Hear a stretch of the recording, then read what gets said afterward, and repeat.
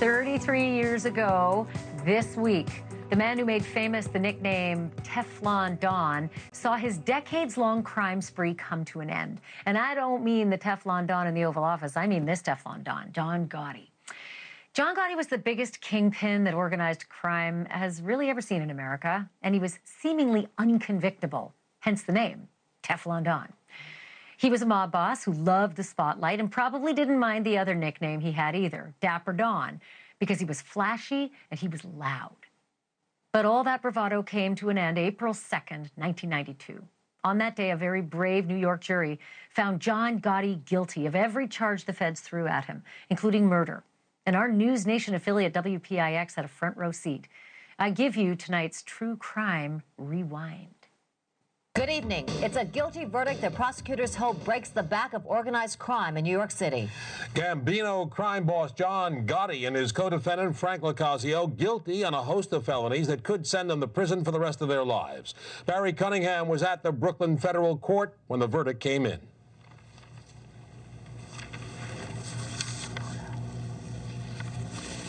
A supremely confident John Gotti had spent most of his 7 weeks on trial thumbing his nose at the prosecutor, muttering obscenities against the government, and laughing off testimony that he is the godfather of the nation's richest and most murderous crime family.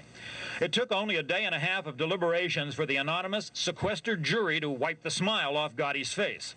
Tough guy Gotti took it on the chin over and over and over again as the jury forewoman repeatedly pronounced him guilty of murdering his way to the top of the Gambino crime syndicate. In the spectator benches, several well-dressed members of the Gambino gang cursed the jury out loud as the clerk recorded guilty verdicts on all 13 counts of murder, conspiracy to murder, racketeering, illegal gambling, loan sharking, obstruction of justice, and tax fraud. Gotti's underboss in the Gambino mob, Frank LoCascio, was also convicted of murder and racketeering, acquitted only on a single count of illegal gambling. They've called Gotti the Teflon Don because the government has been unable to make the charges stick against him in 3 previous trials. The Teflon is gone, the Don is covered with Velcro, and every charge in the indictment stuck. It's been a long road.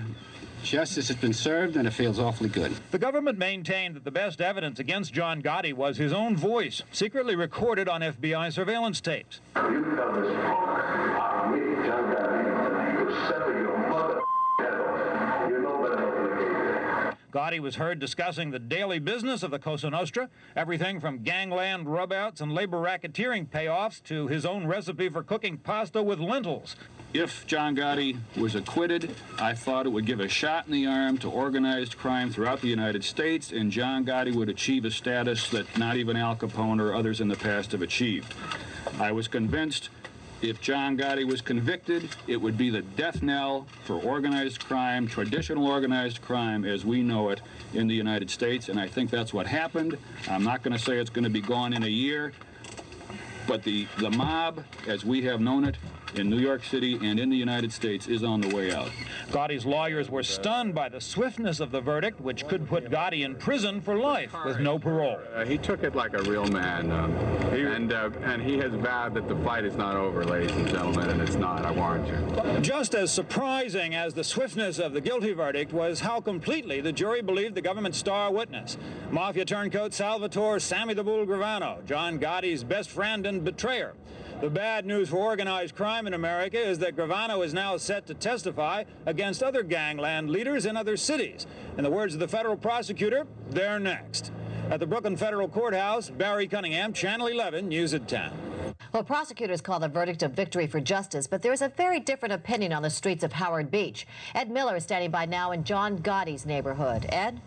Heidi, the curious carnival continues tonight outside the Gotti family household. People from all over driving by, trying to get a close-up look at where the Dapper Don used to hang all his expensive gabardine suits and silk ties. On the front lawn, in the middle of a tree, hangs a single yellow ribbon, symbolizing the hopeful return of the family patriarch. For up until today, many neighbors and family members truly believed that John Gotti would soon be coming home. John Gotti's daughter Victoria, clearly upset, covering her face, dashing out of the family house tonight, refusing to talk. But earlier, right after the verdict was announced, she wondered out loud whether anyone believed the government won fair and square, accusing the prosecution of overstepping its boundaries. Many others in Howard Beach tonight agree. I don't know. I don't like it at all. I think he should have gotten off. There'll be an appeal and he'll get off because it was very unfair. I think this government sucks. That's all set up. He wasn't guilty. You know, he just tried to make a living like everybody else. Yeah, I think they pulled a lot of dirty tricks. And I don't believe their witness. All the jurors said he was guilty unanimously, beyond a shadow of a doubt. I guess he was. I think he got what he deserved. Really? Yeah. I agree. If all these things that they say about him are true, what the government says about him are true, then he probably does deserve to go to jail. But it's just, I just never really felt that he was really like that. This government's no good. Should be out. He's a good guy. He does a lot for the community, you know. Put him away for naught. After initially showing some signs of wanting to speak out about what happened today, the family has now gone into hiding. It is not clear at this hour exactly where John Gotti Jr. is, or for that matter, where Mrs. Gotti is. Reporting live in Howard Beach, I'm Ed Miller. Back to you. 1992. Thanks for watching.